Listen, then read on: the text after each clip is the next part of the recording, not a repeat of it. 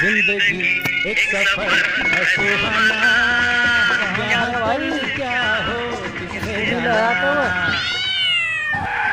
भाई दिल्ली में रास्ता काट दिया, वो तुरंत हादसा हो गया भाई। अबे साले, तूने अचानक से स्कूटी क्यों मोड़ दिया?